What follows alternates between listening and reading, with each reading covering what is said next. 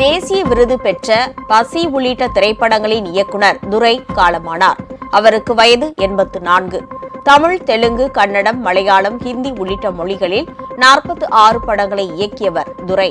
அவர் இயக்கிய பசி திரைப்படம் சிறந்த இயக்குனர், திரைப்படம், நடிகை என்று 3 தேசிய விருதுகளோடு மாநில அரசு விருதுகள், பிலிம்பேர் விருதுகள் என பல்வேறு விருதுகளை குவித்தது. இயக்குனர் மட்டுமின்றி கதாசிரியர், தயாரிப்பாளர் என்ற பன்முக திறமை கொண்டவர் துரை. அவர் இயக்கிய அவளும் பெண்தானே, ஆசை 60 நாள், பாவத்தின் சம்பளம், ஒரு வீடு ஒரு உலகம், கிளிஞ்சல்கள் உள்ளிட்ட திரைப்படங்கள் மக்கள் மத்தியில் வரவேற்பை பெற்றவை.